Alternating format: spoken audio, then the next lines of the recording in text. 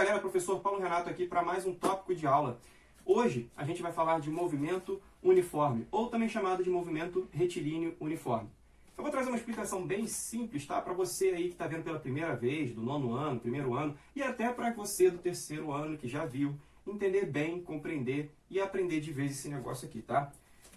Começando por onde eu gosto de começar, turma, pelo nome, entendendo o que está sendo dito, tá? Movimento uniforme, ou movimento retilíneo uniforme. O que quer dizer a palavra movimento? Galera, movimento quer dizer mudança de posição. Ou seja, para você estar em movimento, você tem que estar mudando a sua posição, tá? Quando você muda a sua posição, aí eu digo que você está em movimento. Só que repare que para você fazer isso, você precisa usar um determinado intervalo de tempo, beleza? Já vai guardando isso.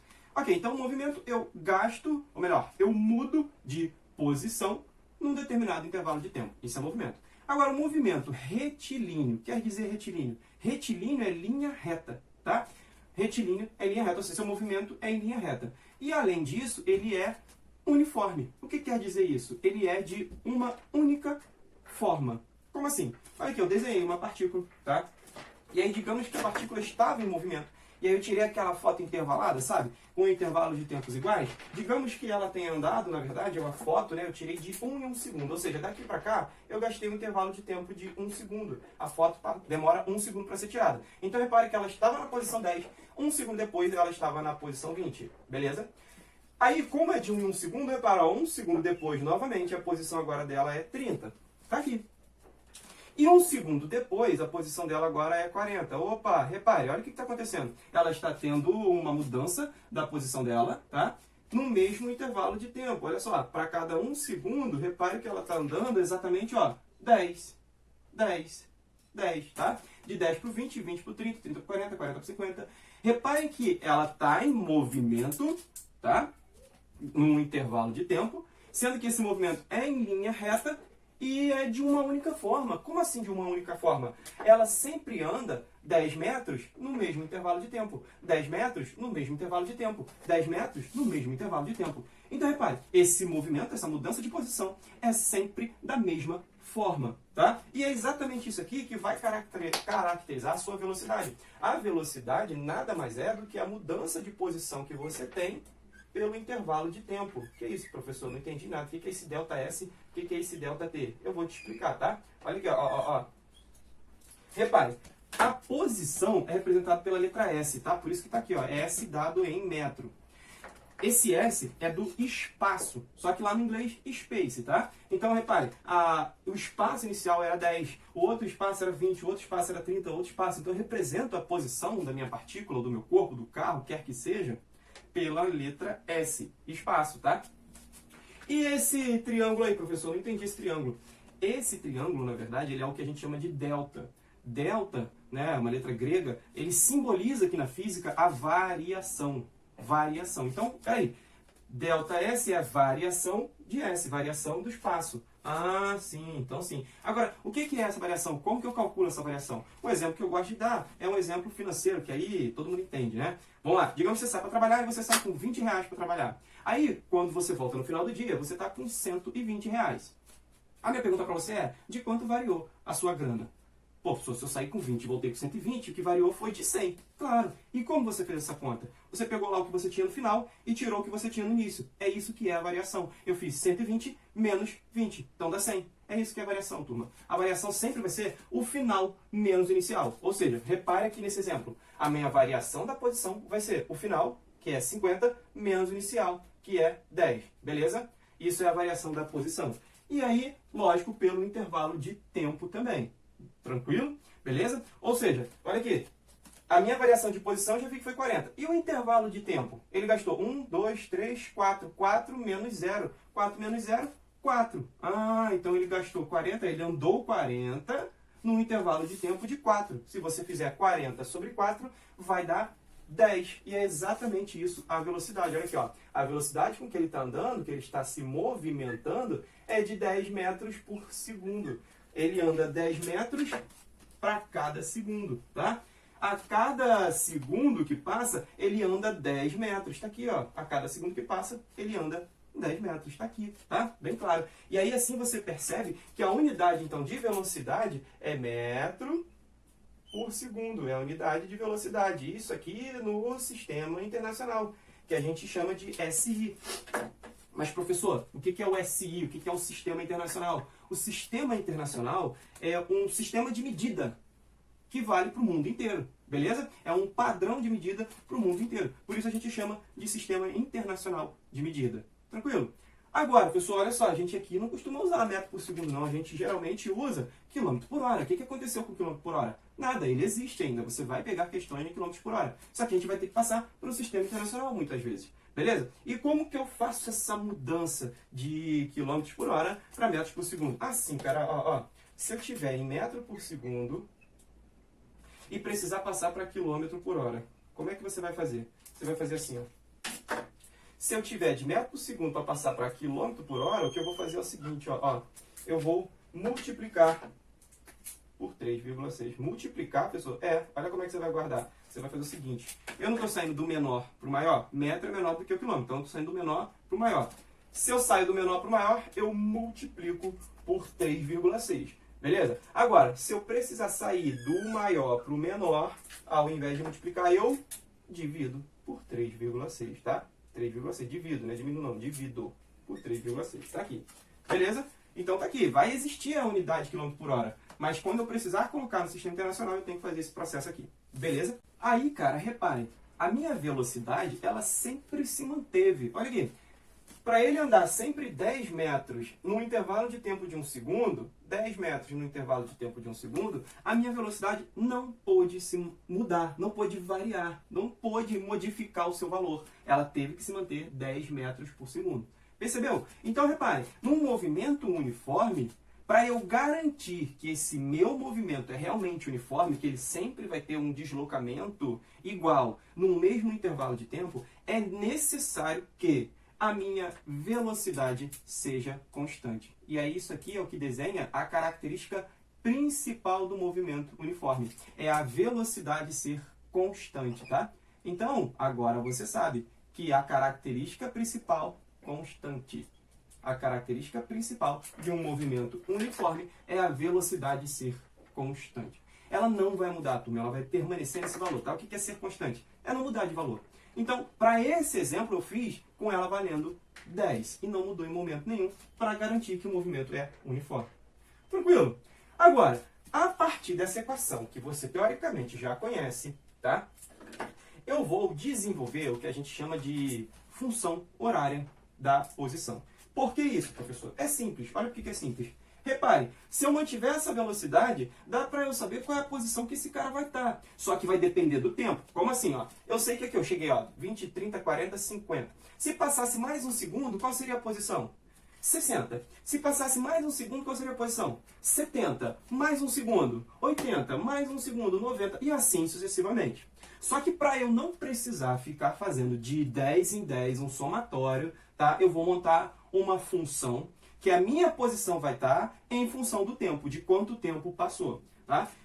Como assim? Repare, se o cara chegar para você e falar assim, qual vai ser a sua posição daqui a 325 segundos? Aí tu vai ficar somando 10 em 10 em 325 segundos? Não. Então, para isso, a gente desenvolve uma função. Uma função que vai ser a sua posição dependendo do tempo. É a função horária da posição. Vamos lá, olha aqui, ó.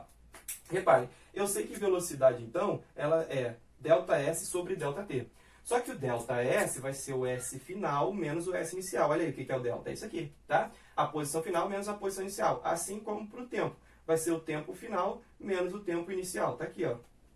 Só que o tempo inicial é exatamente o instante em que eu começo a marcar o movimento. Ou seja, o meu tempo inicial vale 0. Não tinha decorrido momento nenhum, tempo nenhum até eu começar o movimento. Então, meu tempo inicial vale 0. E aí eu fico com essa condição aqui, ó. Eu fico que a minha velocidade vai ser S menos S0 dividido por T. Só o tempo que sobrou, tá? O que eu vou fazer? Eu quero saber qual vai ser a minha posição em 325 segundos. Então, eu vou guardar a minha posição, eu vou segurar ela aqui e vou botar ela em função das outras incógnitas. Assim, ó. Esse T que está aqui, eu vou passar para o outro lado. Ele estava dividindo, então ele vem multiplicando. Como que fica isso aqui? Fica assim, ó. O V, então, vai ficar multiplicado pelo tempo e isso vai ser igual a S menos o S0. Como eu quero a posição em função do tempo, olha o que eu vou fazer. Eu vou passar esse zero para o outro lado. E aí eu chego exatamente na função que eu preciso. A função da posição. Olha aqui, ó. S vai ser igual a S0 mais VT. Eu só organizei, tá, turma? O que eu ia fazer? O S0 estava negativo, passava para o lado de lá positivo. E aí eu só inverti a equação, ficando com essa equação aqui que a gente chama de equação do sorvete. A função do sorvete, tá?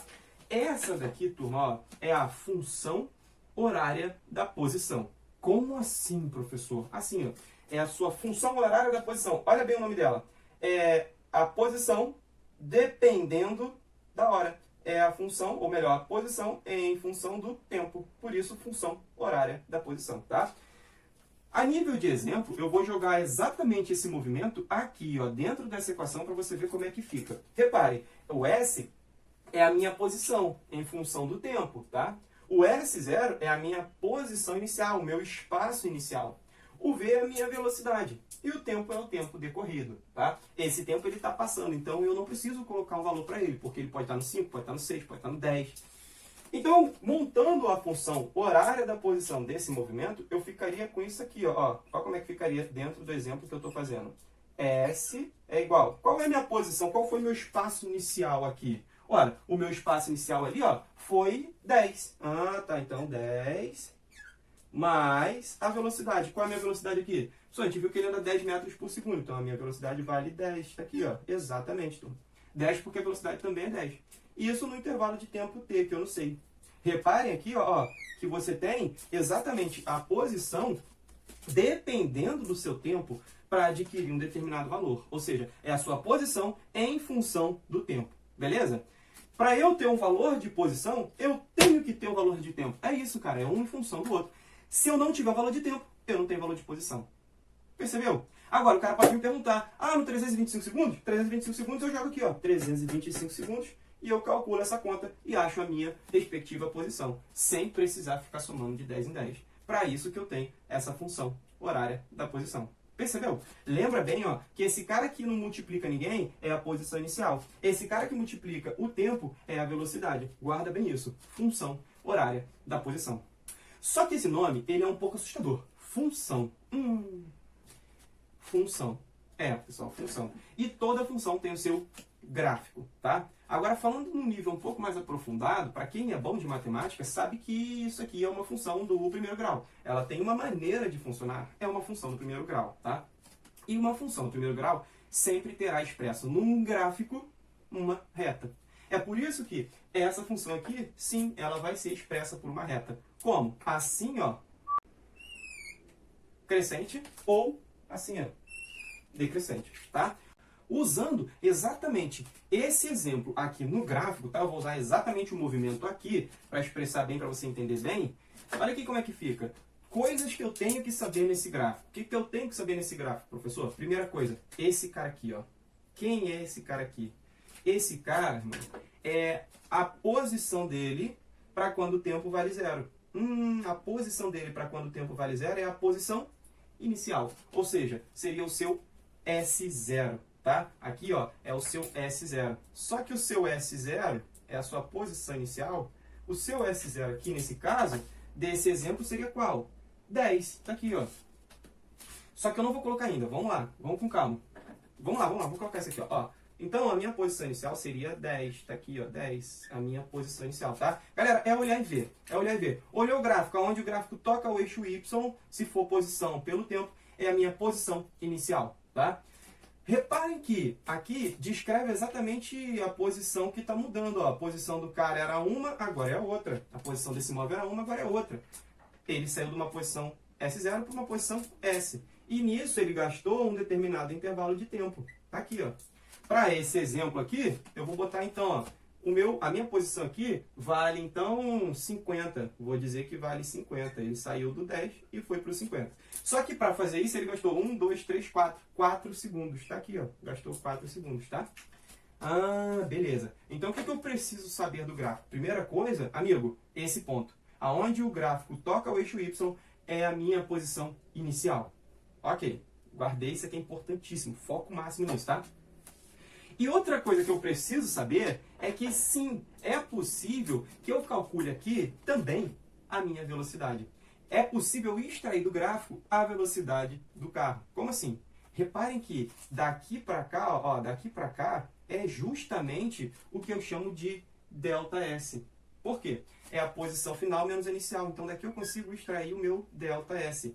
E ao mesmo tempo que eu consigo extrair meu ΔS, eu consigo perceber e extrair o meu ΔT. Se eu tenho aqui no gráfico a variação da posição e a variação do tempo, eu consigo extrair a velocidade. Porque a velocidade nada mais é do que ΔS sobre ΔT. Tá aqui, ó. Beleza? Aí, o meu ΔS aqui, por exemplo, vai dar quanto? Ele saiu do 10 e foi para o 50. Se ele saiu do 10 e foi para o 50, ora, 50 menos 10, é isso. Ele deslocou 40, tá aqui, ó. E o tempo que ele demorou para fazer isso foi de 4 segundos. Logo, a minha velocidade, então, é de 10 metros por segundo. E a posição inicial desse cara, a gente já viu, vale 10. Então, assim eu monto a minha equação. S vai ser igual a S0, que vale 10, mais 10t. Tá aqui, ó. Ó como é que você sabe, ó. Tá vendo? Você sabe isso. É tranquilo, tá? Você já entendeu isso daqui, de boa. Então, cara, o que acontece? O gráfico, o que eu consigo extrair do gráfico? Primeiro, a posição inicial. Segundo, a velocidade. São essas duas coisas que eu tenho que saber do gráfico, beleza? Uma observação importante é, se o gráfico for crescente, a sua velocidade, ela é necessariamente positiva, ou seja, maior do que zero, tá? Se o gráfico for crescente. O que eu sei se o gráfico for decrescente é que a velocidade é negativa, ou seja, menor do que zero, beleza? Guarda isso aí, que isso é importante você saber, tá? E aí é lógico, assim como aqui, ó, o gráfico tocou o eixo Y, então aqui, ó, é a sua posição inicial, tá?